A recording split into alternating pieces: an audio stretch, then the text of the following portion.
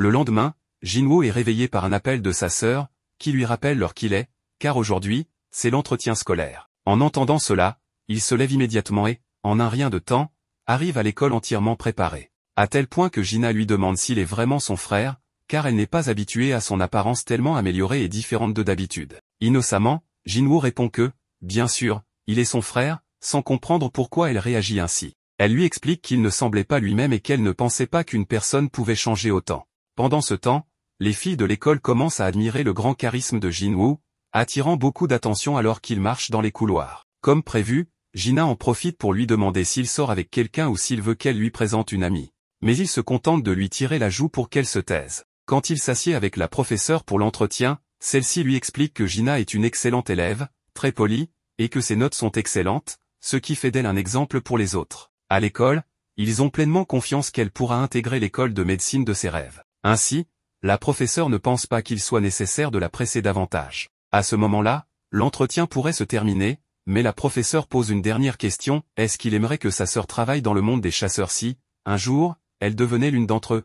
Cette question le prend par surprise, mais sans hésiter, il répond que non. La professeure lui demande pourquoi, et il lui demande une faveur, s'excusant de paraître égoïste. Plus tard, Jinwoo rencontre Han-sung, qui se souvient de lui comme du chasseur de rang qui s'occupait des portails. Jinwoo montre une photo où elle pose avec sa sœur, ce qui lui fait comprendre qu'il est le frère de Jina. Comprenant mieux ses intentions, Han-sung affirme qu'indépendamment de ce qu'il a entendu de la professeure, il n'ira pas à l'école et encore moins abandonnera son rôle de chasseur. Face à cette position, Jinwoo lui rappelle qu'en tant que chasseur de rang E, elle ne pourra pas mener une vie décente. Sa seule option serait de rejoindre une équipe d'attaque, mais son cas est particulier. Han-sung clarifie qu'il n'est pas là pour des cérémonies inutiles et coupe court à la conversation en mentionnant que Jinwoo lui-même est aussi un rang E.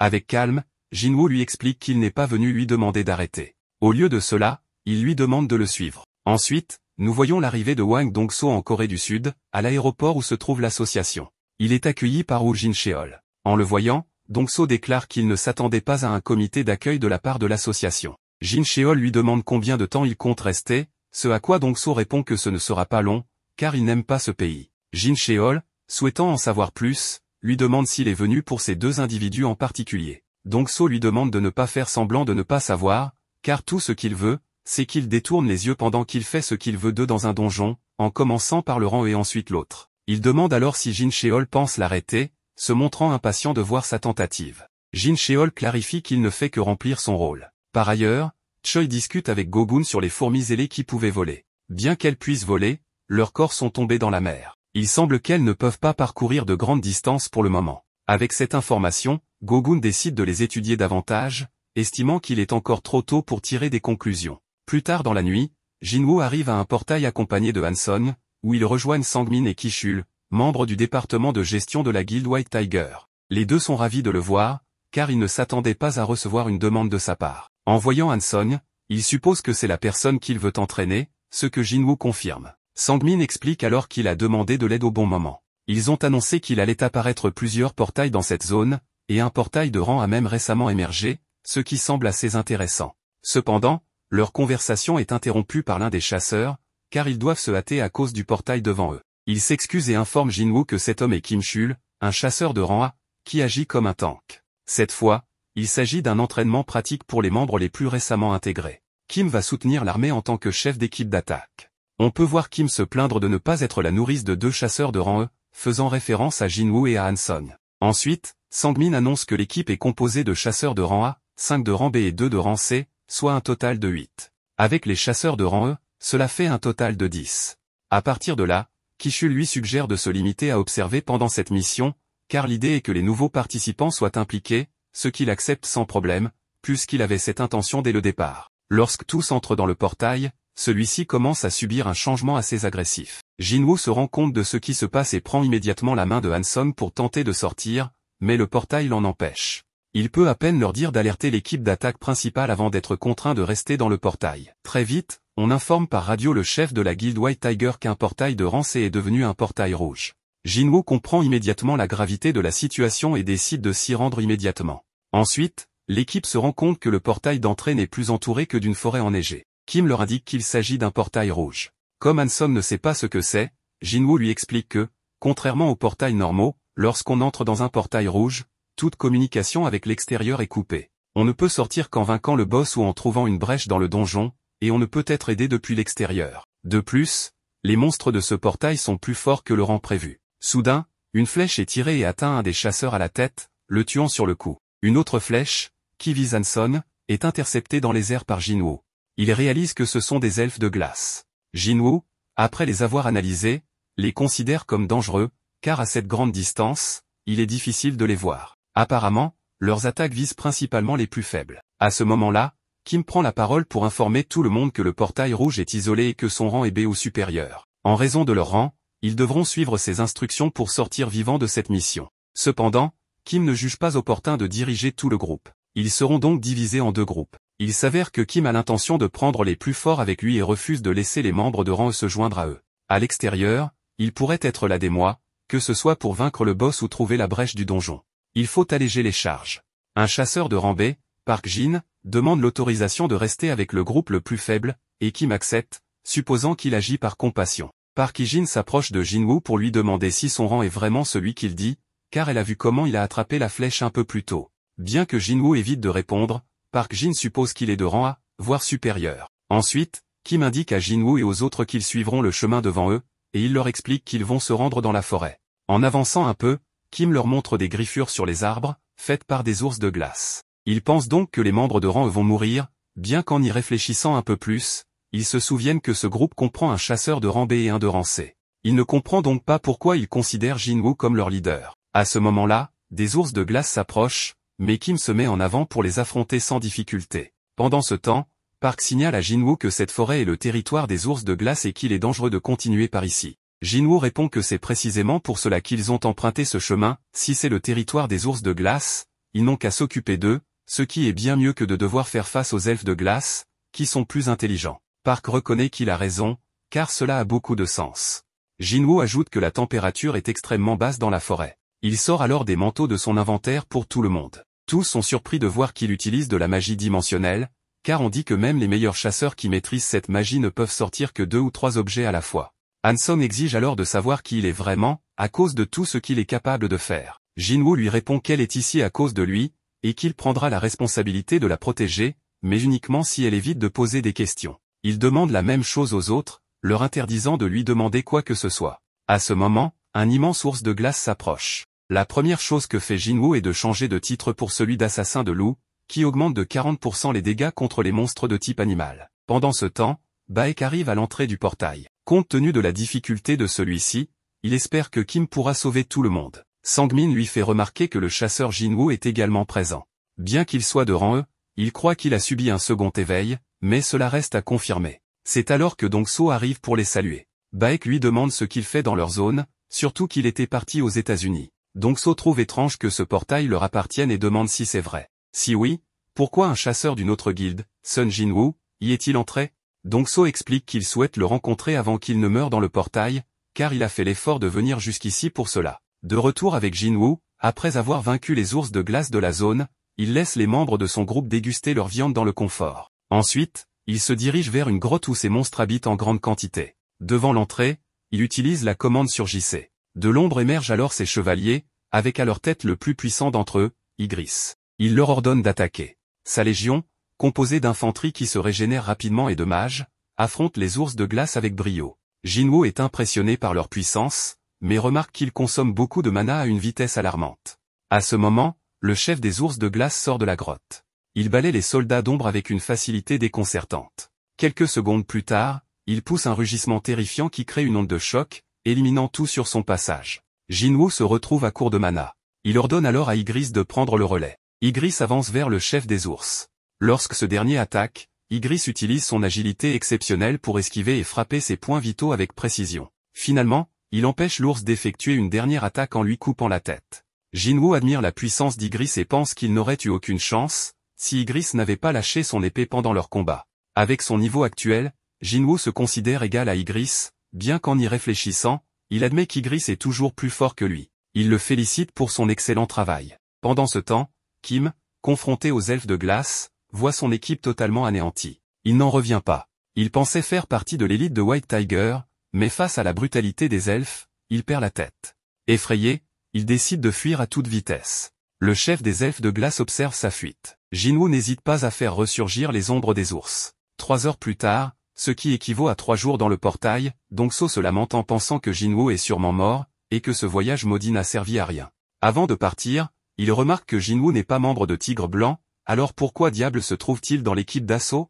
Ki-chul, un peu nerveux, il explique qu'il est son ami et qu'il était intéressé par une mission de Rancé, raison pour laquelle il l'a autorisé à y participer. Dongso, furieux, l'attrape par le col et lui demande s'il pensait vraiment qu'il croirait un tel mensonge. Il sait très bien qu'il adore les nouveautés, alors il exige de savoir ce qu'il manigance. Mais Baek intervient, attrapant le bras de Dongso, et lui ordonne de le lâcher. Dongso refuse de reculer, et les deux hommes libèrent une puissante aura. Sangmin, effrayé, pense qu'ils doivent arrêter, car un combat entre deux rangs causerait une catastrophe. Ils échangent des coups de poing, provoquant une énorme explosion. Pendant ce temps, dans le portail, Kim, transi de froid, est surpris de voir plusieurs cadavres d'ours de glace. Il pense qu'il est impossible que l'autre groupe de chasseurs ait éliminé toutes ces créatures. Il en conclut que c'est l'œuvre du démon blanc et part en courant. De retour avec Dongso, on voit que l'explosion causée par leur combat a été stoppée par Jin Cheol. Il commente que, sans leur tenue, il aurait été réduit en poussière. Il informe Dongso qu'il a testé le pouvoir magique de Jinwoo il y a quelques mois et que cela n'a pas changé, Jinwoo reste un chasseur de rang E. Si son frère est mort, c'est parce qu'il a succombé face aux bêtes magiques. Dongso répond que c'est un mensonge et suppose que le fils du PDG de Yujin Construction a peut-être tué son frère, et que ce voyage n'était qu'une excuse pour éliminer quelqu'un. Mais Dongso reçoit un message lui ordonnant de retourner aux États-Unis. À contre-cœur, il se retire. Dans le portail, Kim, furieux, observe le groupe de Jinwoo. Il se demande comment des gens aussi pathétiques peuvent encore être en vie, d'autant qu'ils ont des vêtements chauds et des couvertures. Il s'approche en criant que l'équipe d'assaut a été décimée à cause du manque de nourriture et d'équipement, alors que Jinwoo et son groupe se sont cachés avec tout ce qu'il leur fallait. Il suppose que tout cela est la faute de Park Hee-jin, qui a peut-être rejoint l'équipe pour cette raison. En dégainant son épée, il leur donne une seconde pour révéler le responsable. Cependant, Jinwoo, d'un coup puissant, l'envoie valser. Il lui dit que c'est lui qui a causé la mort de ses camarades et qu'en plus, il leur a apporté des ennuis. Il hurle à ses compagnons de se tenir prêts, car il sent une présence forte. Les membres de son groupe sont terrorisés en voyant apparaître des elfes de glace. Le chef des elfes déclare que, parmi tous ces déchets, quelqu'un est fort. Jinwoo comprend ces mots, et le chef des elfes lui demande comment il peut comprendre leur langue. Jinwoo suppose que c'est grâce au système. Profitant de cette communication, le chef des elfes lui propose un duel, ayant remarqué qu'il y avait parmi les humains un combattant digne d'intérêt. Cependant, Jinwoo décapite l'ennemi en un instant, puis attaque le chef des elfes. Ce dernier bloque l'attaque et lui fait remarquer qu'il n'est clairement pas humain.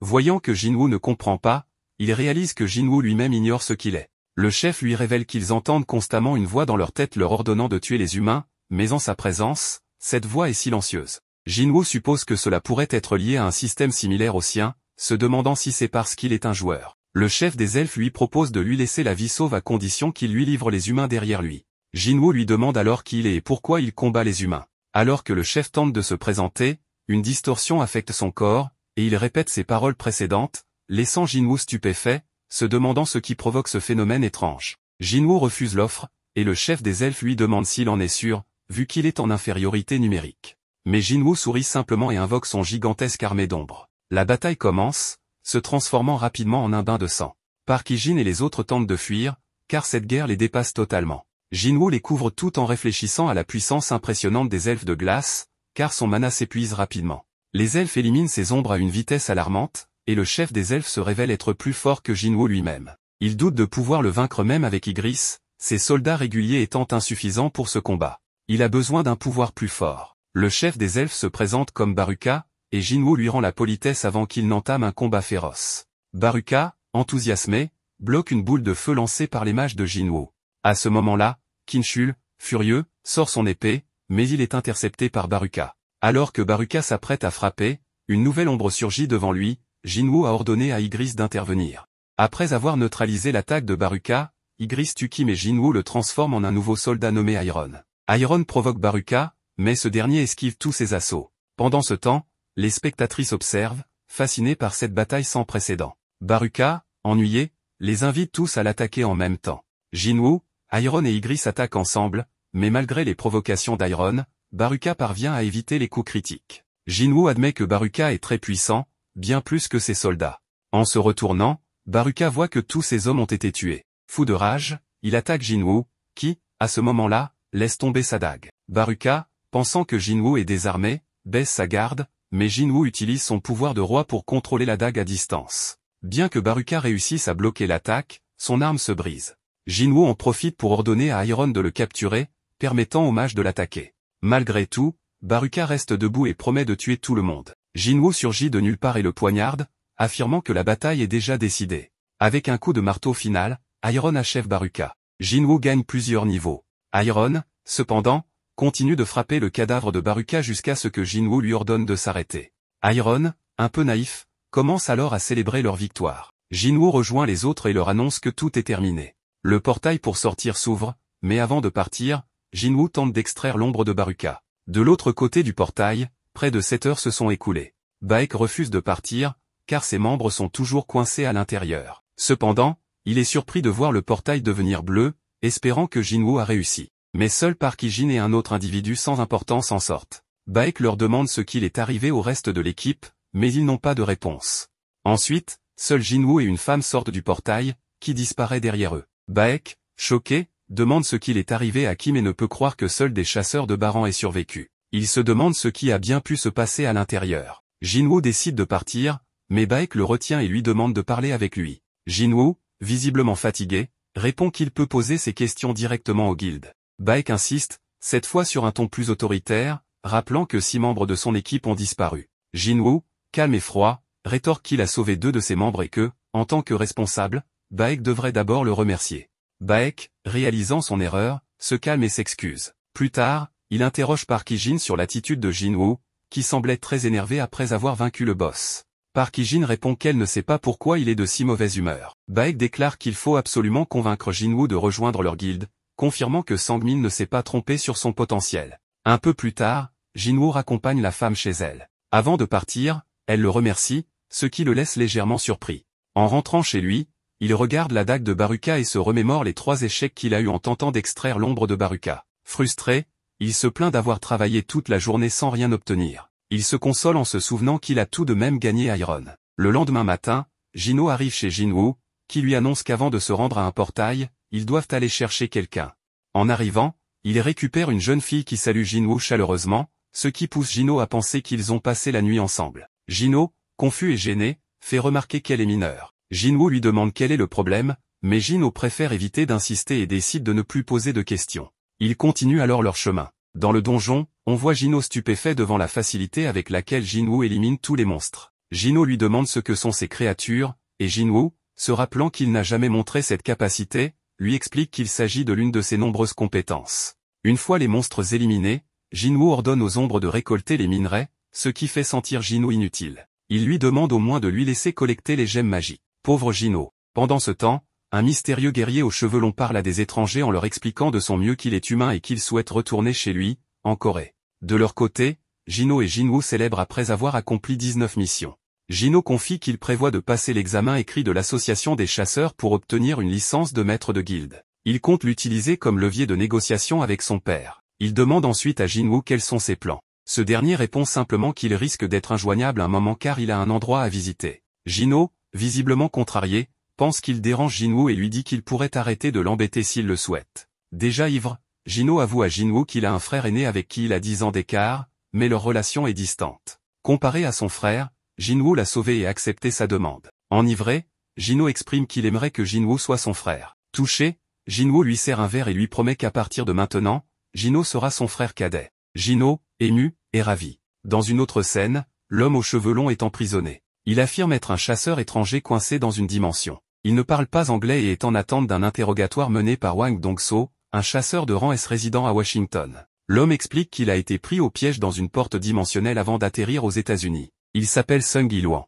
De son côté, Jinwoo informe sa sœur qu'il part pour une semaine. Il se retrouve ensuite dans l'outre-monde, devant la porte laissée après sa victoire contre Cerbère. Une mission s'affiche immédiatement, l'informant que le château des démons est infesté et qu'il doit récolter 10 000 âmes démoniaques. Déterminé, Jinwoo prépare son élixir de vie, invoque sa nouvelle dague, et part affronter les démons. Pendant ce temps, Jinwoo négocie avec son père et exprime son désaccord sur le plan de son frère aîné d'intégrer un étranger comme chef de guilde. Son père souligne que Jinwoo est mystérieux, ayant survécu à des événements périlleux comme le double donjon, la mort du superviseur de l'association, le décès du frère de Wang Dong-suk, et le portail rouge. Il a participé à toutes les incursions, en sortant indemne. Jin-Woo déclare qu'il ne se soucie pas des moyens utilisés par Jin-Woo et souhaite seulement devenir maître de guilde. Son père accepte mais pose une condition, convaincre Jin-Woo de rejoindre leur guilde avant qu'il ne soit recruté par Tigre Blanc. De retour dans l'Outre-Monde, Jin-Woo a vaincu de nombreux démons, mais il est frustré de ne pas pouvoir extraire leurs ombres. Il reçoit une autorisation pour accéder au niveau supérieur via un portail dédié. Face à la grandeur de la cité, il invoque le chef des ours de glace, qu'il baptise Tank, et l'utilise comme monture. Alors que Jin-Woo commence à progresser, il élimine tous les monstres sur son chemin. D'un autre côté, Hein pratique la natation tout en se remémorant comment son maître de guilde lui avait interdit de révéler des informations sur les fourmis ailées de l'île Jeju. En effet, l'association des chasseurs leur avait ordonné de garder le silence pour éviter de semer la panique parmi la population. En tant que guilde la plus puissante de Corée, ils avaient la responsabilité de gérer cette situation. Revenons à Jin-Woo, qui continue de massacrer les démons, tout en pensant qu'il s'agit d'une véritable course contre la montre. Lorsqu'il a vaincu Cerbère et obtenu la clé, il s'attendait à affronter des monstres de rang S en entrant dans ce lieu. Cependant, les monstres se sont révélés plus faibles que prévu, bien que leur nombre soit impressionnant. Jin-Woo, déterminé à tenir sa promesse envers sa sœur, sait qu'il doit tous les vaincre rapidement. Il se demande également jusqu'à quel point il pourra devenir puissant une fois qu'il atteindra le sommet de la tour. Après avoir collecté les 10 000 âmes démoniaques, il est temps pour lui de faire face au seigneur des étages inférieurs, Vulcano l'Avaricieux. En voyant le nom de ce dernier apparaître en rouge, Jin-Woo devine qu'il s'agit d'un adversaire redoutable. Dans une autre scène, Sang-min et sa collègue cherchent Jin-Woo, mais évidemment, ils ne le trouvent nulle part. Pendant ce temps, Jin-Woo se prépare à affronter un puissant monstre. Il ordonne à ses soldats d'éliminer tous les autres monstres sans toucher au chef. Une bataille féroce éclate, et Jin-Woo réfléchit à l'impact de sa montée en intelligence, le nombre de ses soldats et sa puissance magique ont considérablement augmenté. Il se demande combien de temps Vulcano restera inactif. Soudain, le monstre disparaît et lance une attaque puissante contre Ygritte et les autres. Jin-Woo riposte rapidement, mais Vulcano se relève comme si de rien n'était et contre-attaque violemment. Jin-Woo ordonne à Acier de lui remettre son bouclier et se défend des assauts. Il est surpris par l'agilité de Vulcano malgré sa taille imposante. Jin-Woo attend le moment parfait pour riposter, mais Vulcano réagit rapidement. Alors que le monstre s'apprête à porter un coup dévastateur, Jin-Woo utilise sa compétence de la main du souverain, récemment améliorée, pour dévier l'attaque. Il est choqué de constater que le monstre semble capable de lire ses mouvements. S'éloignant de Vulcano, Jin-Woo cherche un moyen de restreindre ses mouvements. Il grimpe sur un bâtiment et lui tombe dessus en piqué, parvenant à le vaincre. En récompense, il obtient un fragment de l'arbre-monde. Pendant ce temps, Hwang Dong-so rencontre Sung Il-hwan. Il trouve incroyable qu'une bête magique puisse parler. Tout le monde pense que Sung Il-hwan est une bête magique déguisée en humain. Ce dernier insiste qu'il n'en est pas une, mais Hwang Dong-so l'interrompt en lui ordonnant de se taire, car il est celui qui pose les questions. Agacé par cette tâche qu'on lui a imposée, Hwang Dong-so écoute Sung Il-hwan, qui lui demande combien l'humanité sait réellement sur les portes dimensionnelles et les bêtes magiques. Il révèle alors que les donjons, les bêtes magiques et les portes dimensionnelles ne sont que des prémonitions. Car la pire de toutes les forces catastrophiques s'est enfin éveillée, et son objectif est d'empêcher un désastre de se produire. Hwang Dong-so ordonne à Il-hwan d'arrêter de dire des bêtises, car désormais, le monde regorge de chasseurs. Cependant, Il-hwan lui répond que même en réunissant tous les chasseurs du monde, il serait impuissant face à une force aussi gigantesque que celle qui approche. Il ajoute qu'il semble que Hwang Dong-so possède lui-même une certaine force. Exaspéré par cette bête magique bavarde, Hwang Dong-so consulte ses informations et remarque qu'il a une épouse et 2 enfants. En souriant au nom des enfants, il demande à Il-hwan s'il se souvient encore du prénom de son fils. Celui-ci répond que son fils s'appelle Jin-Woo, mais, sérieux, lui demande pourquoi il dégage une aura meurtrière. Hwang Dong-so réplique qu'il n'a pas à lui dire quoi que ce soit, mais finit par révéler que son fils est déjà mort. Il ajoute que s'il a un dernier message à lui transmettre, il ferait mieux de lui dire directement en enfer. Pendant ce temps, Jin-Woo continue de progresser, battant chef démon après chef démon, et augmentant son niveau au passage. À l'extérieur, une grande explosion semble avoir eu lieu en ville. Les habitants se sentent chanceux, car lorsque 2 chasseurs de rang s'affrontent, cela provoque généralement un désastre. Heureusement, Hwang Dong-so a été vaincu en un instant, évitant ainsi que le désastre ne s'étende davantage. De son côté, Jin-Woo atteint le 75e étage de la tour, bien qu'il ait épuisé ses provisions. Cela dit, les récompenses ont été nombreuses, il a obtenu de précieux objets des monstres qu'il a vaincus, ainsi qu'une mystérieuse boîte contenant une clé énigmatique dont la fonction reste inconnue. L'objectif principal de son voyage est de rassembler les matériaux nécessaires pour fabriquer l'élixir de vie. Il a déjà obtenu le fragment de l'arbre-monde en battant Vulcano au 50e étage et l'eau de la forêt des échos après avoir éliminé le guide des âmes, Métus, au 75e étage. Désormais, il ne lui manque qu'un seul ingrédient pour compléter l'élixir. Il promet de revenir bientôt dans cette tour pour poursuivre sa quête. Au moment de quitter le château infernal, Jinwoo vérifie qu'il a bien récupéré 2 des matériaux nécessaires pour fabriquer l'élixir de vie. Il ne lui manque plus qu'un seul ingrédient, le sang purifié du roi démon. Pour obtenir ce dernier, il doit être totalement préparé. Heureusement, il considère comme un avantage que son niveau est considérablement augmenté après son périple au château du démon. Cependant, officiellement, il reste un aventurier de rang E, et ce statut l'empêche de participer à des missions de haut niveau. Pour remédier à cela, Jinwoo décide d'arrêter cette façade et de se faire réévaluer. Le lendemain, il se rend au siège de l'association pour participer à la réévaluation. Yan, un membre de White Tiger, le remarque immédiatement et appelle Baek pour l'informer de l'arrivée de Jinwoo.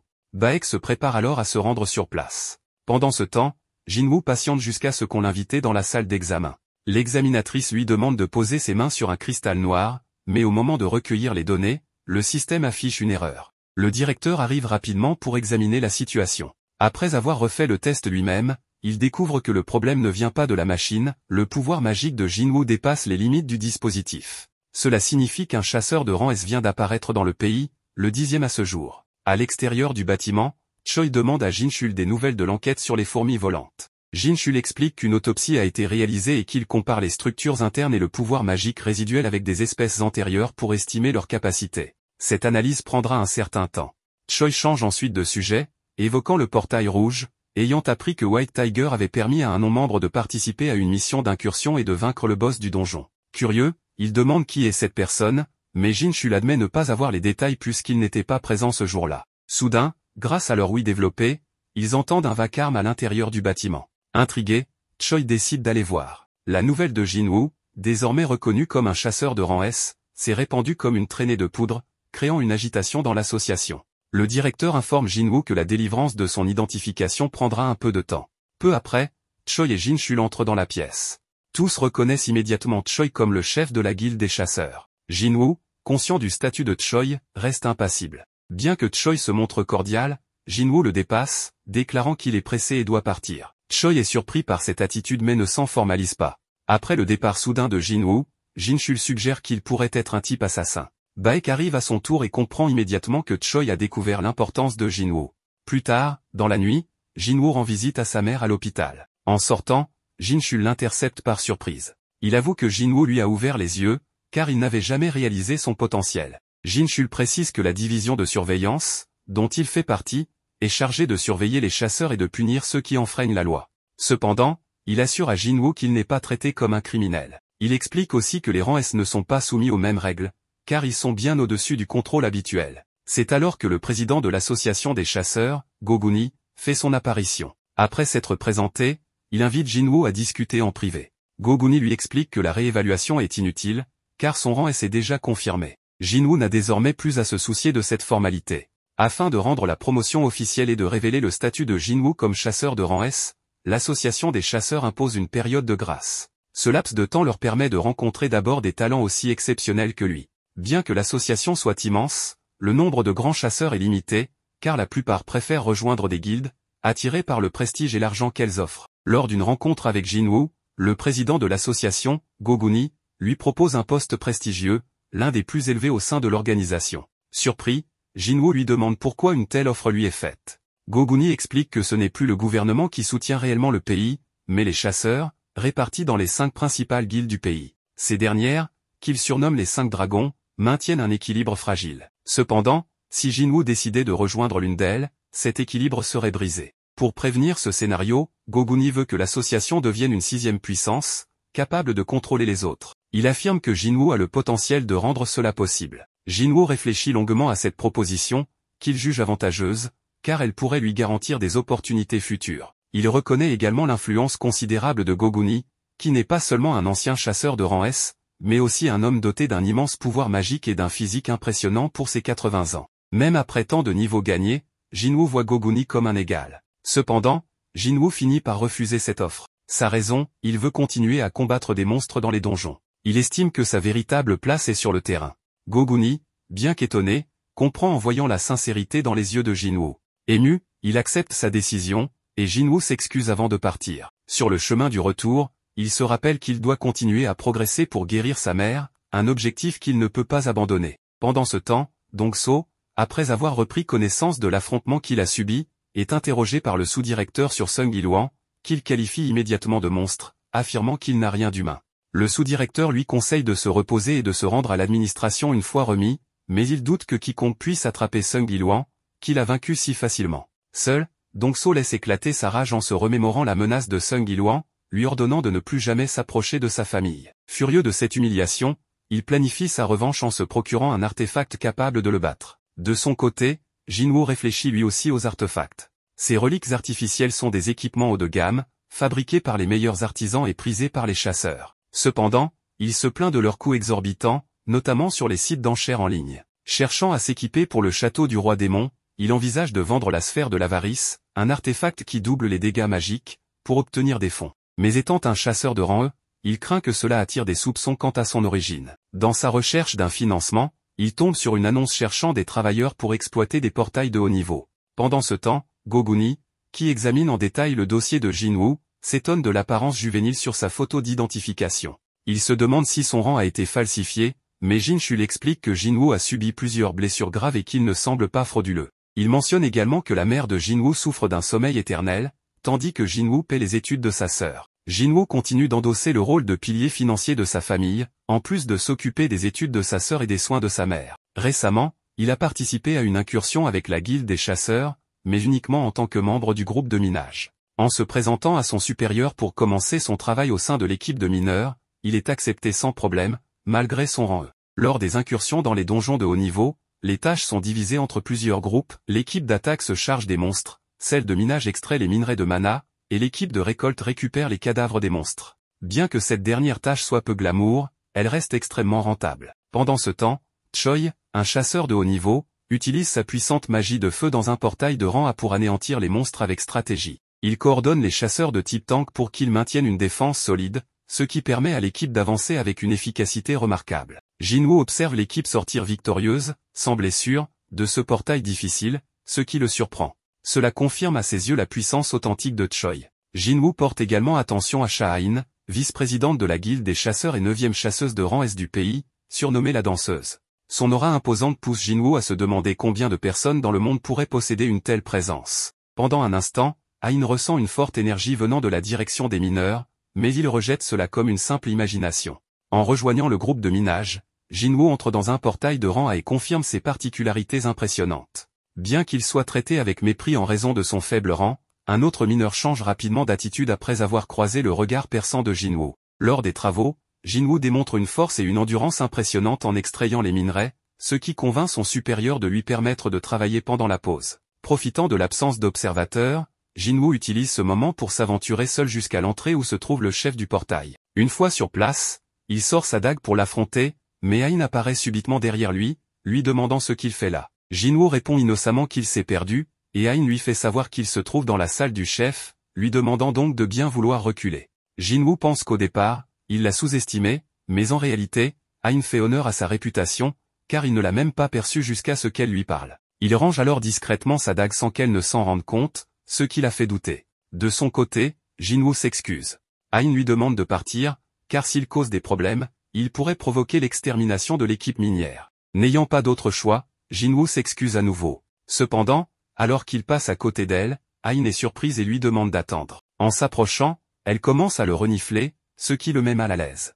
Elle est stupéfaite de constater qu'il ne sent pas mauvais et lui demande s'il est vraiment un chasseur. Jinwoo le confirme en lui montrant sa carte d'identification. Elle lui recommande alors d'être très prudent sur le chemin du retour. Tout en s'éloignant, Ain se demande pourquoi il ne dégage pas une mauvaise odeur. Au contraire, son odeur est plutôt agréable comparée à celle des autres chasseurs. De son côté, Jinwoo rejoint les mineurs, qui le félicitent d'avoir rencontré Ain. Il lui révèle qu'elle sacrifie ses heures de repos pour patrouiller la zone et les protéger du chef. Au cours de la conversation, Jinwoo apprend que Ain est gênée par l'odeur des autres chasseurs à cause de sa constitution unique, raison pour laquelle elle couvre toujours son nez avec un foulard. Jinwoo se demande alors si c'est parce qu'il est un joueur. Il se souvient avoir vécu une situation similaire à la Porte Rouge avec le chef des elfes de glace. À la fin de sa journée, il reçoit son paiement.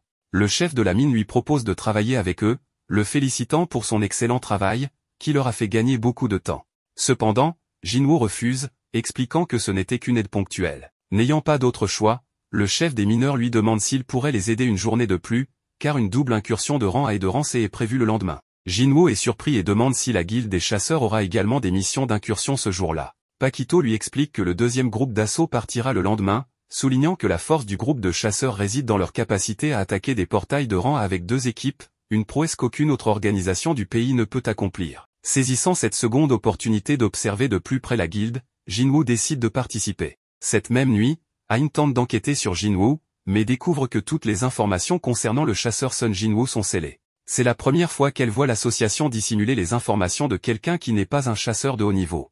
Un peu plus tard, elle se demande pourquoi tant de gens s'intéressent à Sun Jinwoo. Elle a croisé de nombreux chasseurs dans sa vie, mais c'est la première fois qu'elle en rencontre un avec une odeur agréable. Le lendemain matin, Jinwoo rejoint ses collègues mineurs. Il se remémore avec nostalgie ses anciennes incursions. La matinée se passe sans problème, et tout le monde est impressionné par son efficacité. À l'heure du déjeuner, le capitaine de l'équipe d'incursion, Song Ki-hoon, demande au chef des mineurs s'il peut lui prêter un membre de son équipe, car la personne chargée du transport du matériel est absente. Il informe également que celui qui acceptera sera mieux récompensé. Toutefois, personne ne veut se porter volontaire, car même si la paie est plus élevée, entrer dans un donjon de rang à 100 capacités de défense personnelle est bien trop risqué. Profitant de l'occasion, Jinwoo se propose. Ses collègues préviennent Ki-hoon que Jinwoo est arrivé la veille et ne connaît pas encore bien les rouages du métier. Ki-hoon lui demande alors son rang et, en découvrant qu'il est de rang E, accepte qu'il les accompagne sans hésitation.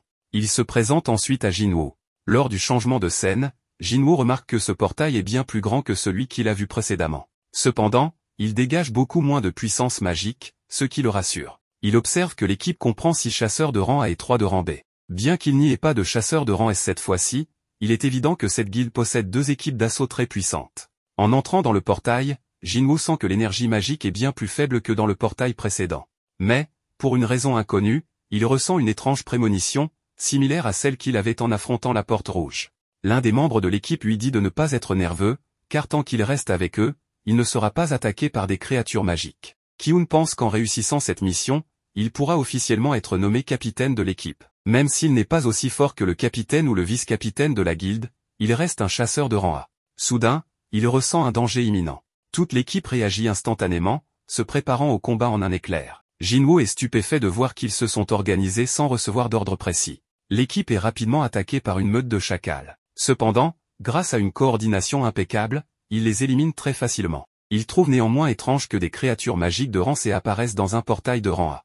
En examinant les cadavres, il découvre que les chacals portent des colliers. Peu de temps après, un immense groupe d'orques supérieurs fait son apparition devant l'équipe d'assaut. Immédiatement, les orques commencent leur attaque. Ki-hoon parvient à la bloquer, mais il est surpris par leur immense pouvoir. Le tank de l'équipe utilise la provocation, mais cela n'a aucun effet, et les orques se dirigent directement vers la ligne arrière. Les chasseurs arrivent à les contenir, mais les orques supérieurs se révèlent être véritablement supérieurs, capables de rivaliser, voire de surpasser les chasseurs de rang A. Les jeunes chasseurs essaient de les repousser, mais malheureusement, les chasseurs de rang B ne sont pas à la hauteur et l'un d'eux perd un bras. Heureusement, la guérisseuse de l'équipe parvient à le régénérer. Cependant, l'équipe commence à être submergée par les orques supérieurs, et lorsque l'un d'eux est sur le point d'éliminer la guérisseuse, Jinwoo utilise son équipement et ses capacités de furtivité pour se débarrasser de l'orque, commençant ainsi à aider les autres chasseurs. Cela permet à l'équipe de reprendre l'avantage.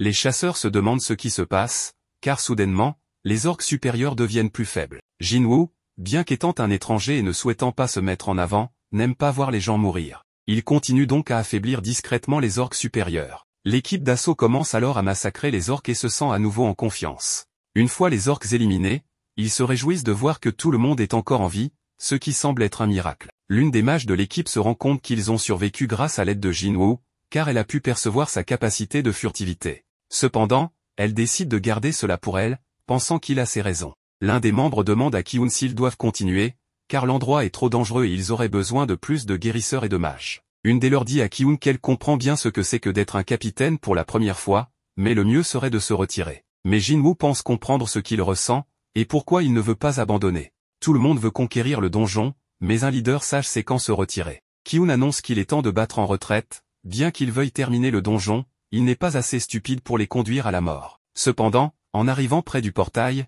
il découvre qu'il est entouré d'une barrière qui les empêche de sortir. La mage précédemment mentionnée leur explique qu'avec du temps, elle pourrait peut-être la dissiper, mais la présence d'une entité capable de manipuler une telle magie dans ce donjon est inquiétante. La meilleure décision semble donc être de se retirer. Cependant, à ce moment-là, il ressent une vague de pouvoir magique. Désespéré, il se précipite pour tenter de briser la barrière. Jinwoo se demande pourquoi une fluctuation magique aussi puissante n'a pas été ressentie à l'extérieur du portail. Soudain, les mages qui tentaient de dissiper la barrière sont affectés par une malédiction.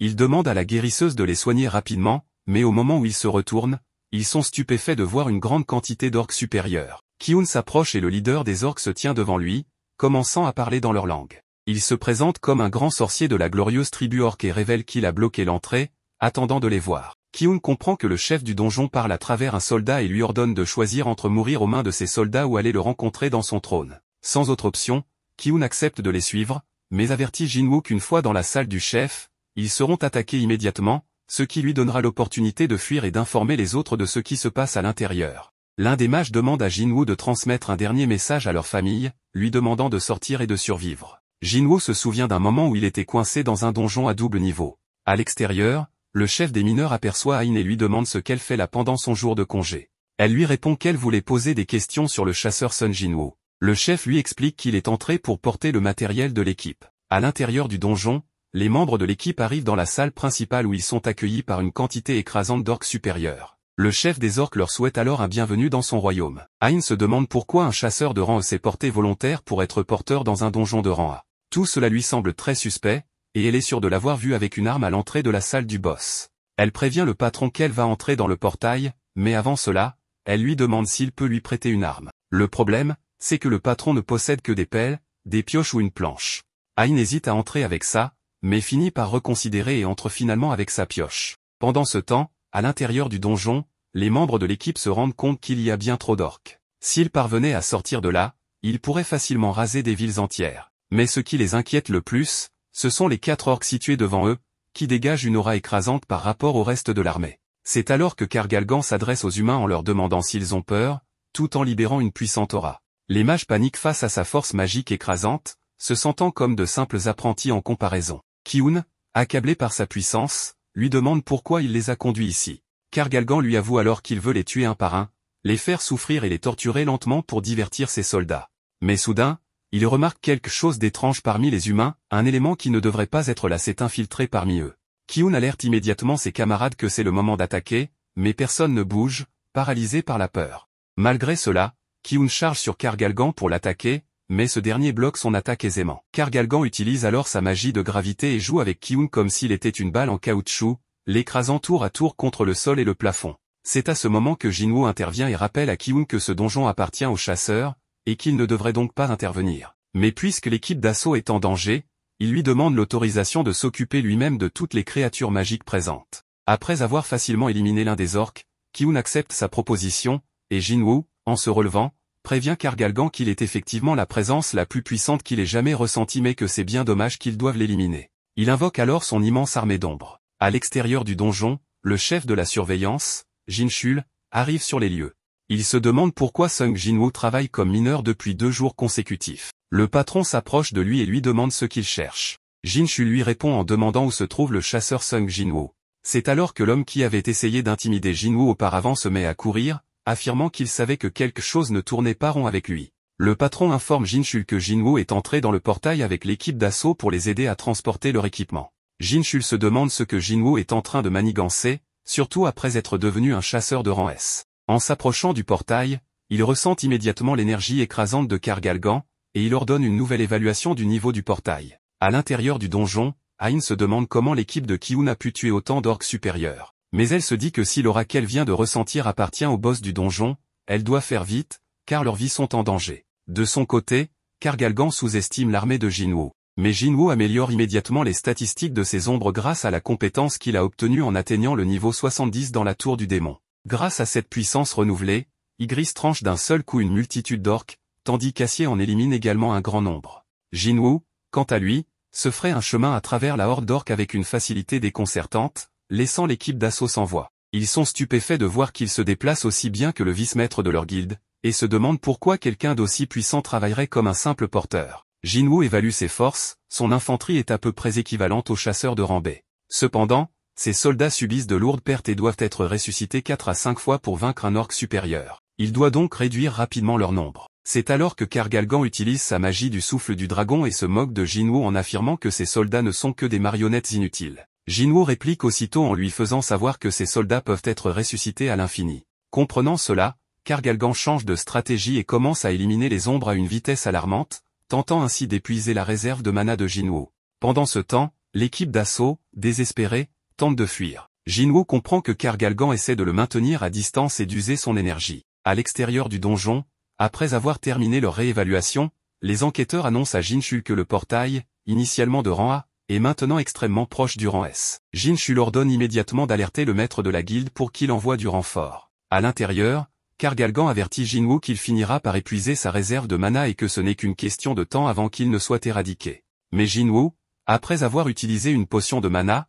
lui annonce qu'il ne lui a même pas encore montré le véritable pouvoir d'un nécromancien. Sans perdre une seconde, il commence alors à ressusciter les ombres des orques tombés au combat. Prévenant Kar-Galgan qu'il deviendra bientôt l'un de ses jouets, ce dernier est surpris et commence à avoir un bug dans la matrice, se demandant si Jinwoo est le seigneur. Cependant, sa matrice se brise, et il pense qu'il doit simplement obéir à la voix dans sa tête. Il ordonne alors à ses 4 généraux d'éliminer tous ceux qui se dressent sur leur chemin. Pendant ce temps, à l'extérieur du donjon, Choi est informé de la situation et ordonne une convocation d'urgence pour tous les chasseurs de rang A et supérieur. Il pense que, dans le pire des cas, ils devront demander l'aide des guildes tigres blancs ou faucheurs. Même si cela est humiliant, il faut tout faire pour éviter que la situation ne s'aggrave. À l'intérieur du portail, les généraux de Jinwoo écrasent littéralement les généraux de Kar-Galgan. Ce dernier, furieux, décide d'intervenir personnellement et commence à appliquer des altérations d'état sur tous les présents, affectant rapidement l'équipe d'assaut. Cependant, Jinwoo est totalement immunisé grâce à sa compétence passive qui élimine toutes les altérations d'état.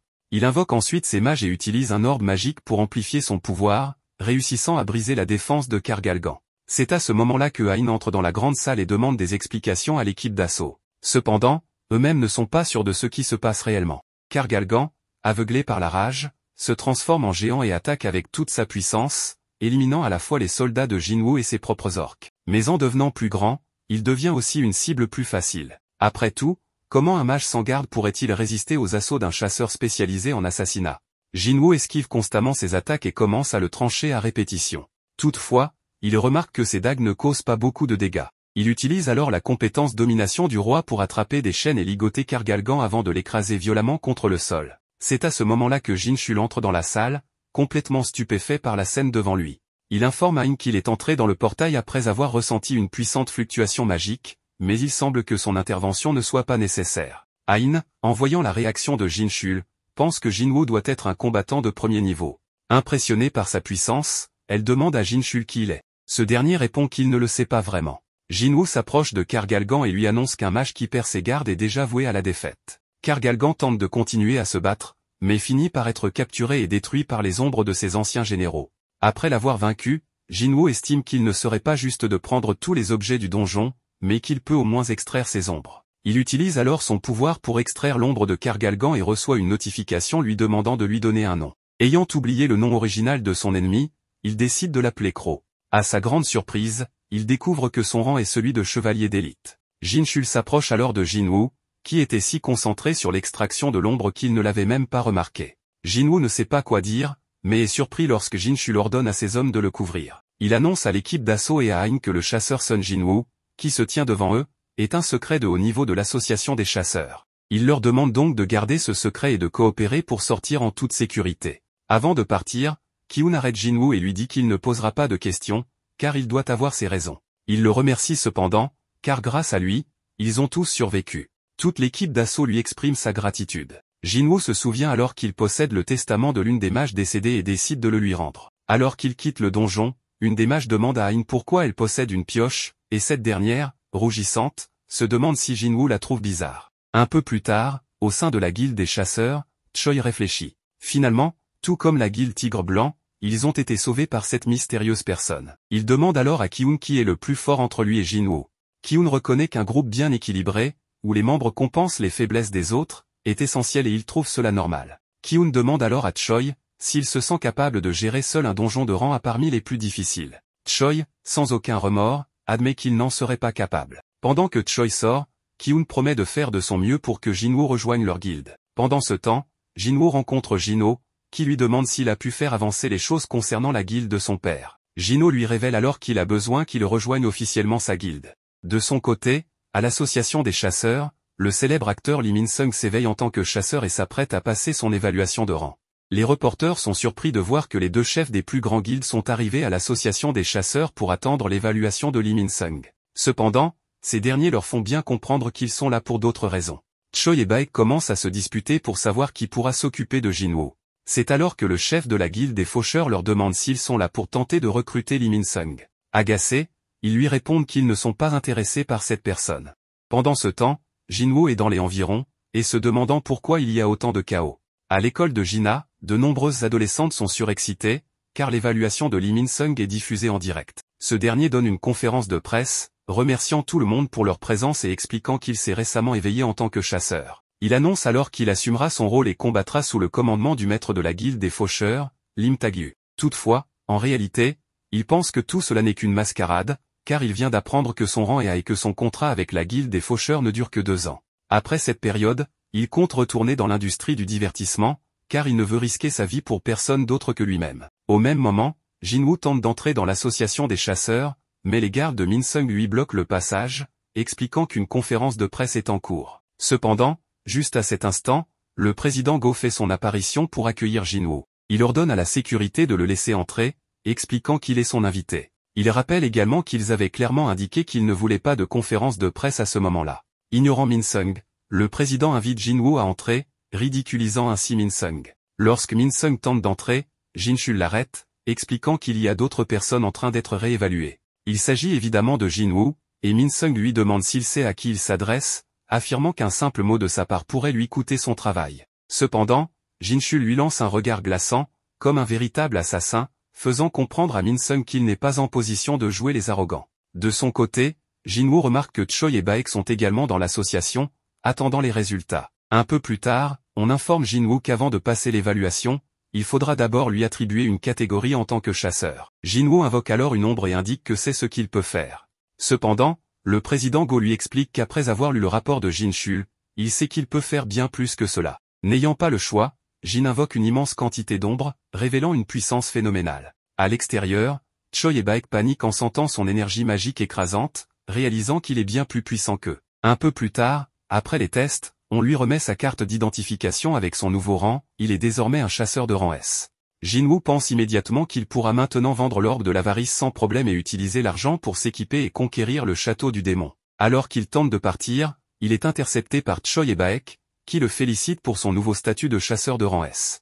Cependant, Jin-woo passe son chemin, expliquant qu'il a d'autres affaires à régler. Mais en ouvrant la porte, il est immédiatement capté par les caméras, qui annoncent en direct l'apparition du 10e chasseur de rang S. Gina est stupéfaite en voyant son frère à la télévision, encore plus en découvrant son rang. La nouvelle choque tout le monde, et beaucoup se réjouissent de cet exploit. De son côté, Min-sung est furieux que Jin-woo ait ruiné sa conférence de presse.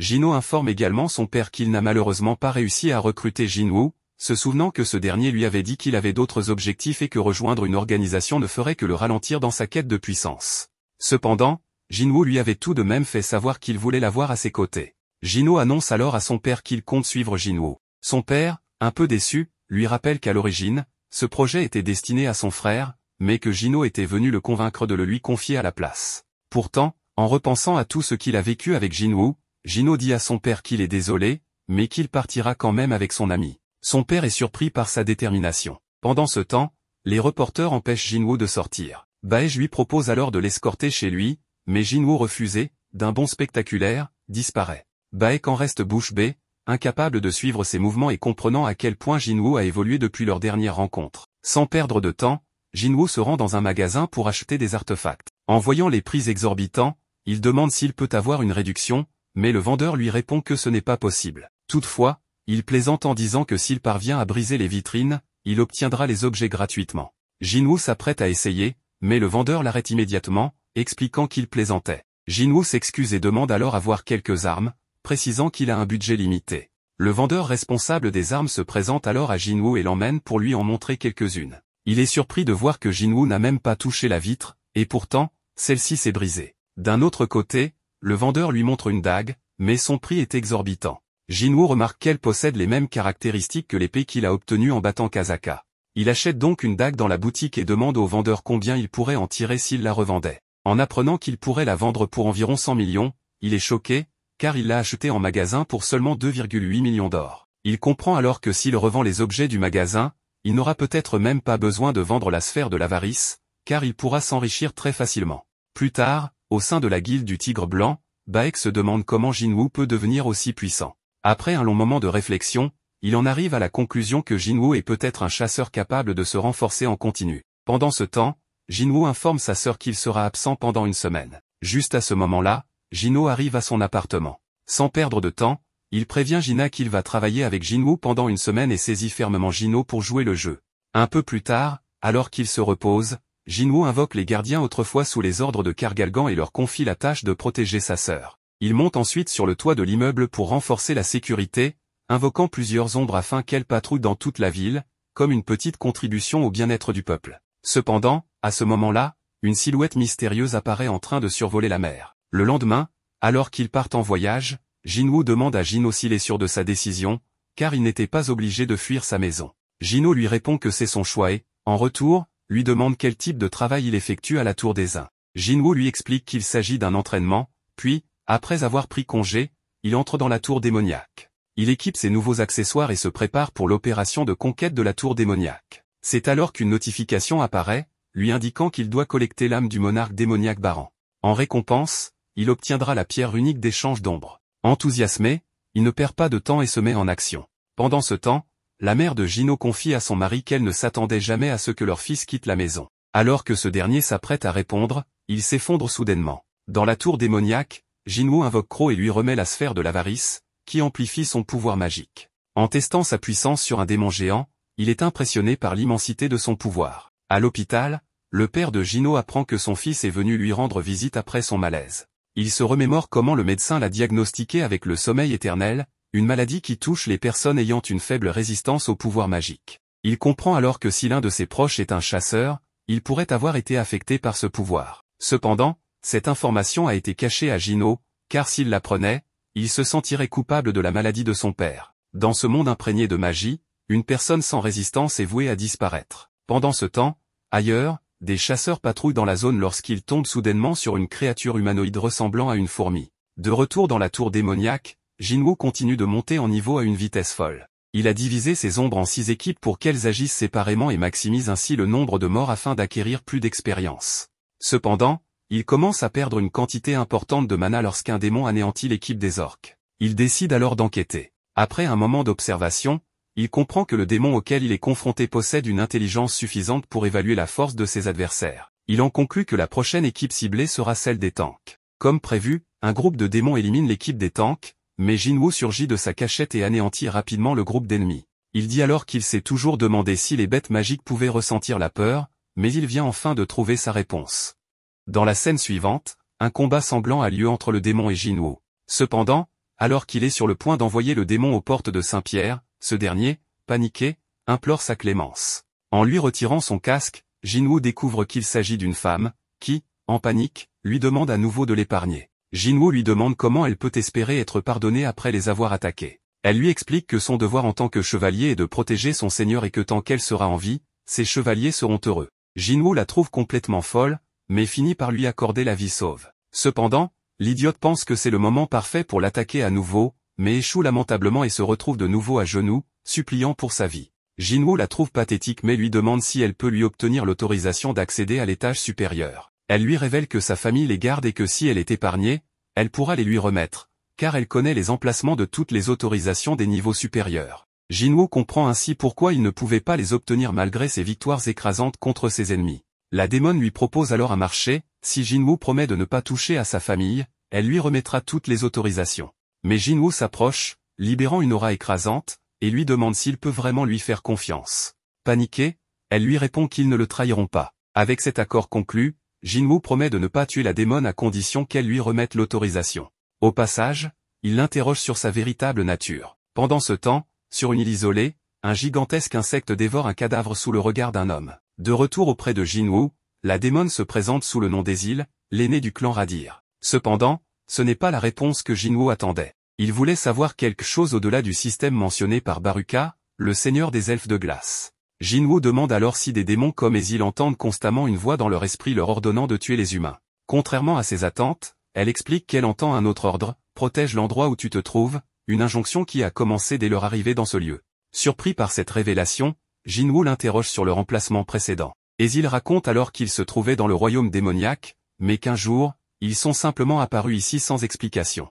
Jinwoo lui demande ce qu'il faisait dans le royaume démoniaque. À cet instant, Ezil réagit étrangement, comme un automate, et déclare qu'il se préparait pour une guerre contre un ennemi si puissant que tous les démons ont dû s'unir pour l'affronter. Cependant, alors qu'elle est sur le point de révéler ce qui s'est passé lorsque la guerre semblait imminente, le système interne se déclenche, répétant 2 fois que la limite d'information autorisée a été atteinte et que la conversation sera immédiatement interrompue. Aussitôt, Ezil s'effondre, mais Jinwoo la rattrape juste avant qu'elle ne touche le sol. Pendant ce temps, la nouvelle de la destruction causée par la fourmi ne tarde pas à se répandre. L'extermination de la créature a causé la mort de 294 civils et 108 chasseurs, dont 4 de rang E, 1 de rang C et 1 de rang B.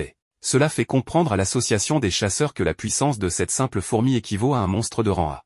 L'île en question est située à 120 km de l'île de Jeju, et si ces fourmis acquièrent une meilleure capacité de vol, elles pourraient atteindre le sud du pays. Face à cette menace, le président Go ordonne de demander du renfort au Japon et d'alerter les pays voisins. Il annonce également le lancement de la 4e mission d'incursion sur l'île de Jeju. De retour dans la tour du démon, Jinwoo et Ezil arrivent au château de la famille Radir. Son père, stupéfait, leur demande ce qu'ils font là. Terrifié, il remarque que Jinwoo est accompagné d'une armée massive de troupes tapies dans l'ombre. Pris de panique, il ordonne l'arrestation de Jinwoo, mais Ezil l'arrête.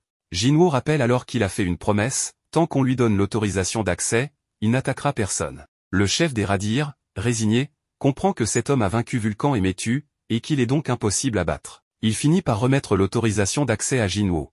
Mais avant de partir, Jinwoo annonce qu'il emmène Ezil avec lui, car elle lui servira de guide, connaissant l'emplacement des autorisations à chaque étage. Le roi démon lui demande alors de garantir la sécurité de sa fille, et une fois l'accord conclu, il quitte les lieux. Après une série de massacres, Jinwoo atteint l'étage 90 avec ses meilleures ombres. Ezil l'avertit que les démons à partir de cet étage sont à un niveau complètement différent, car ce sont des démons nobles de haut rang. Obtenir les autorisations par le dialogue pourrait être une meilleure solution. Mais Jinwoo lui demande si, à sa place, elle aurait négocié avec un adversaire plus faible qu'elle. Comprenant son raisonnement, Ezil se rend compte que Jinwoo n'a aucune intention de parlementer avec des insectes misérables. Il lui annonce qu'il fera de la famille Radir la plus puissante de toutes. Ezil lui demande pourquoi il a épargné sa famille. Il lui répond que c'est simplement parce qu'il lui plaise et qu'il aime les gens qui ont des pensées simples. Il lui ordonne alors de retourner dans son territoire, mais elle refuse, affirmant qu'elle veut voir jusqu'où il peut aller. N'ayant pas d'autre choix, ils poursuivent leur ascension. En avançant, Jinwoo remarqua que le niveau de difficulté avait effectivement augmenté comme Ezil l'avait dit. Pourtant, malgré l'élévation du nombre et de la puissance des ennemis à chaque niveau, l'humain avançait résolument avec son armée spectrale, surmontant tous les obstacles qui entravaient son chemin.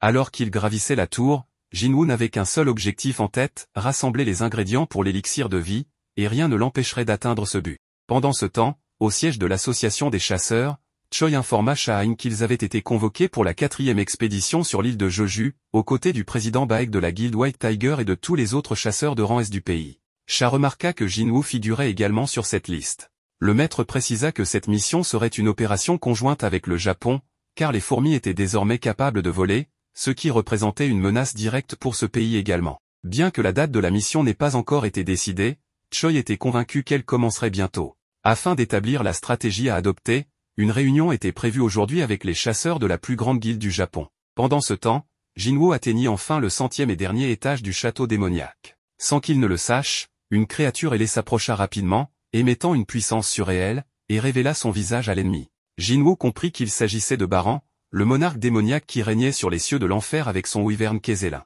Pour la première fois depuis longtemps, ressentant l'aura de cet adversaire, Jinwoo se demanda s'il était capable de le vaincre. La soif de sang de Baran affecta directement Ezil, qui trembla de terreur face à une telle menace. Jinwoo fut impressionné que ce seigneur des seigneurs soit non seulement capable de commander des démons, mais qu'il chevauche également un wyvern. Soudain, Baran invoqua de nombreux portails autour du champ de bataille, d'où émergea une horde infinie de démons, encerclant les deux adversaires. Désespéré, Ezil demanda ce qu'ils allaient faire maintenant. Alors que les démons avançaient à grande vitesse, l'humain invoqua le domaine du monarque, faisant apparaître son armée d'ombre pour affronter les ennemis. Voyant les unités d'élite de Jinwoo en action, Ezil ne pouvait pas croire que cet homme était capable de tels exploits. Mais désormais, la cible n'était autre que Baran, le monarque démoniaque, souverain de ce château. Sachant cela, Ezil se demanda un instant de quel côté elle devrait se ranger dans cette guerre. Avec son pouvoir indescriptible, Baran cracha de l'énergie magique qui envahit les nuages du ciel et forma un anneau de mana qui fit pleuvoir des éclairs, détruisant des dizaines de soldats spectraux de Jinwoo avant d'atteindre Ezil.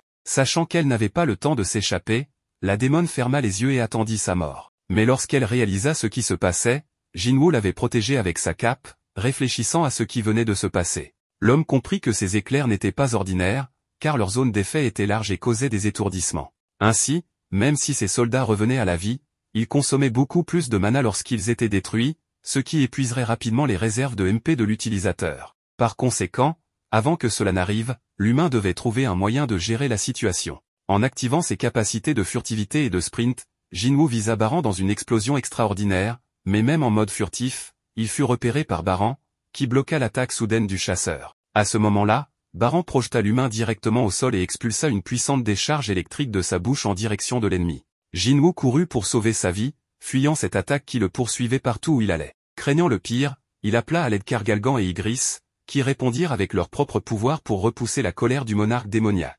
Kargalgan, avec ses flammes, réussit à repousser l'électricité, tandis qu'Ygritte décapita Kézélin en lançant son épée sur le wyvern. Désormais, Baran combattrait sans sa monture. De retour au siège de l'association, une agente japonaise se présenta comme Anekawa, tandis que l'homme à ses côtés était Goto Ryuji, maître de la guilde du katana éclair. Anekawa servirait d'interprète à Goto lors de la réunion. Le président Go dit que le katana éclair est la plus grande guilde du Japon et la deuxième plus grande d'Asie, avec le plus de rang S. Anekawa, parlant au nom du leader de cette guilde, les informa qu'il y avait deux points cruciaux pour cette opération conjointe. Le premier était l'espérance de vie des fourmis, qui grandissait rapidement après l'éclosion mais ne vivait qu'environ 1 an.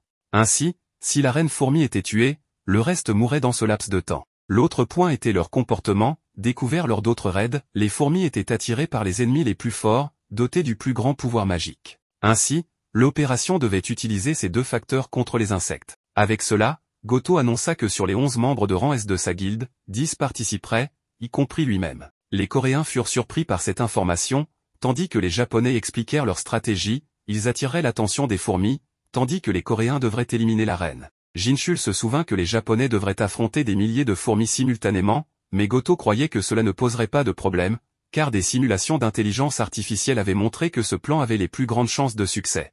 Avec cela, Goguni accepta le plan. Pendant ce temps, au 100e étage du château démoniaque, la bataille faisait rage avec une telle fureur et intensité que Jinwoo avait à peine le temps de reconstituer son mana avec des potions. Kargalgan et Ygritte lancèrent toute leur puissance contre Baran, mais même s'ils étaient extrêmement puissants, il devint clair que le monarque démoniaque était d'un autre niveau. Après avoir été incrédule que son coup fatal ait été bloqué, Jinwoo fut saisi par la tête par Baran. Mais juste au moment où il allait être tué, Kargalgan réussit à protéger son maître, lui donnant une chance de plonger la dague dans le bras du démon. Kargalgan, Ygritte et Acier s'unirent pour maîtriser l'ennemi le plus puissant qu'ils aient jamais affronté, mais sa force était si incroyable qu'il réussit à se libérer d'eux tous en même temps. De plus, comme si cela ne suffisait pas, le mana de Jinwoo s'épuisa finalement, le laissant sans son armée face à l'ennemi le plus puissant qu'il ait jamais affronté. Sans délai, un duel presque invisible commença, étant donné la vitesse imperceptible des deux combattants. Malgré la grande agilité de Jinwoo dans cette bataille, il fut bientôt surpris et perdit ses dagues dans une attaque de Baran. Utilisant la force brute, il réussit à empêcher le démon de le frapper avec ses épées, mais Baran menaça de cracher une autre décharge électrique qui mettrait fin au combat.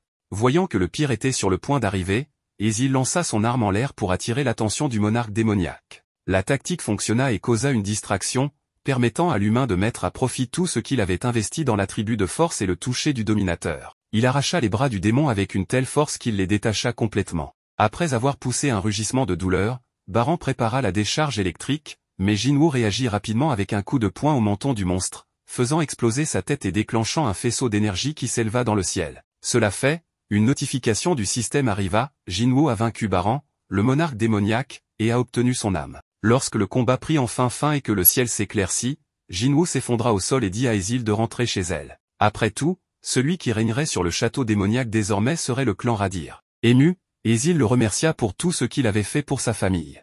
Jinwoo tente de créer l'élixir de la vie, mais il réalise que le taux de réussite et la quantité produite dépendent de son niveau d'intelligence.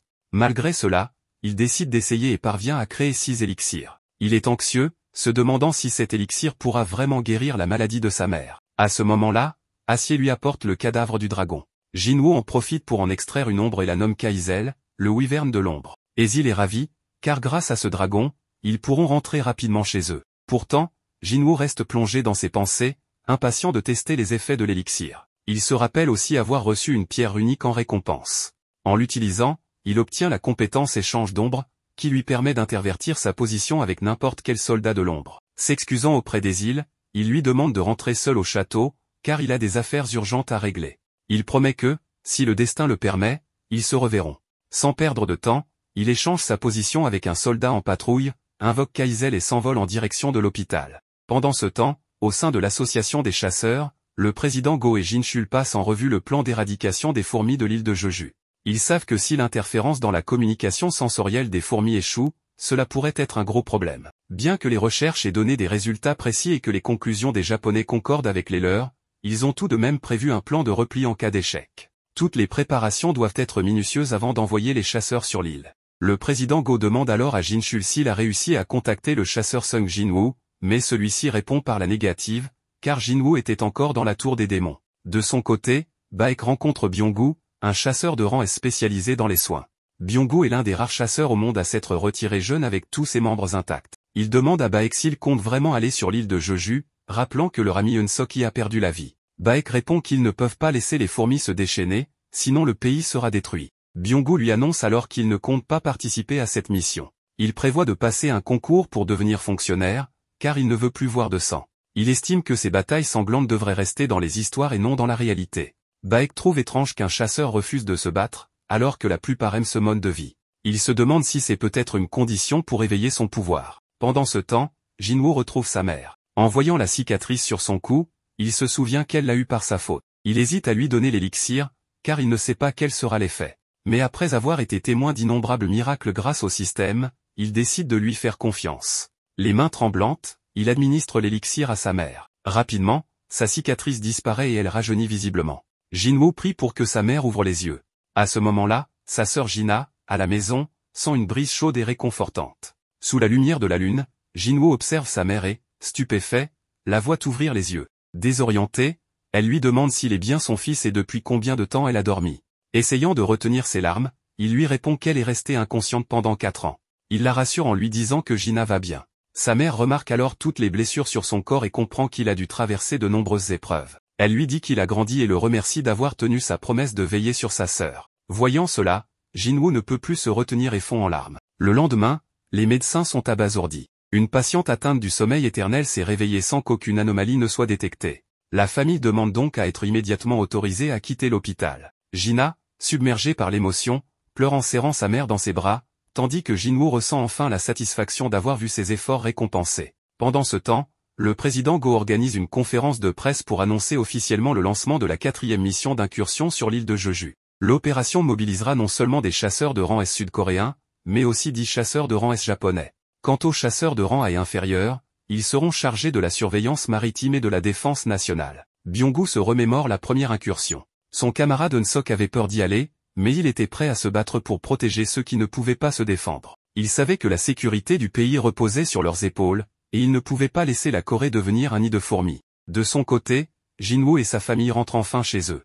Mais en entrant, ils découvrent le désastre que Jina a laissé derrière elle après toutes ces années. Jinwoo est sur le point de la réprimander, mais leur mère l'arrête et annonce que, après 4 ans, il est temps de nettoyer la maison tous ensemble. Jinwoo observa la scène tant désirée, mais il ressent une certaine inquiétude, se demandant s'il a franchi une ligne qu'il n'aurait pas dû en tant que chasseur. À ce moment-là, sa mère lui demande s'il a eu des nouvelles de son père. Elle mentionne que son père était pompier avant de devenir chasseur et qu'elle l'a épousé parce qu'elle trouvait incroyable le fait qu'il sauve des vies. Jina, quant à elle, annonce qu'elle étudie pour devenir médecin, afin de sauver des vies elle aussi. Soudain, Jinwoo reçoit un appel. Pendant que le président Go dit à Jinchul qu'il ne s'attendait pas à voir cette personne apparaître après la conférence de presse, le célèbre Thomas Andrew, un chasseur de rang nation et une autorité nationale en Amérique. Ils espéraient qu'il collaborerait à l'opération sur l'île, mais une personne dont la puissance équivaut à celle d'une armée nationale n'intervient normalement pas dans les opérations d'un autre pays. Il est donc possible qu'il soit venu en Corée pour des visites de courtoisie, ou pour régler le cas du chasseur Dongso.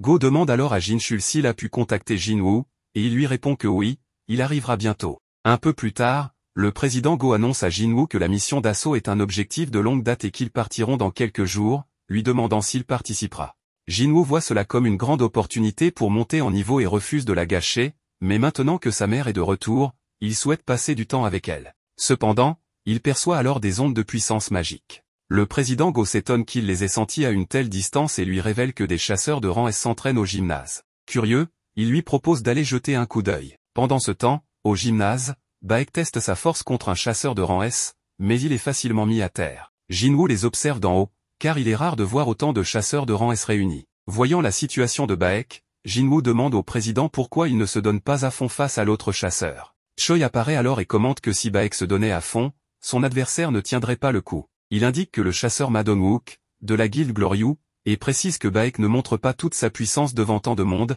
car lorsqu'il se bat à pleine puissance, il devient un véritable monstre. Choi lui signale aussi que les deux hommes debout appartiennent au groupe des chevaliers. À ce moment-là, les chasseurs japonais entrent dans le gymnase avec leur chef de guilde, Goto Ryuji. Ceux-ci s'interrogent sur l'identité de l'homme perché en haut. Hanekawa leur apprend qu'il s'agit de Sun Jinwoo, récemment devenu chasseur de rang S. Goto remarque qu'il a l'air d'un assassin talentueux, mais Hanekawa précise qu'il est un type mage. Il ajoute que la force des Coréens est décevante, peut-être parce qu'il compare toujours les combats à ceux de son maître, Goto. Ce dernier, cependant, estime qu'il est trop tôt pour juger. À ce moment, le maître des chevaliers s'approche, visiblement offensé par le commentaire de Hanekawa. Son membre le présente comme Park Jong-su, un chasseur de rang A, mais malgré cela, il dirige toujours l'une des 5 principales guildes de Corée. Shah-in intervient alors pour demander à tout le monde de ne pas causer de problème. Goto suggère qu'il pourrait organiser un combat amical impliquant uniquement des chasseurs de rang S. Le président Go trouve l'idée intéressante, mais il note qu'il sera difficile d'évaluer la puissance des mages et des chasseurs non combattants.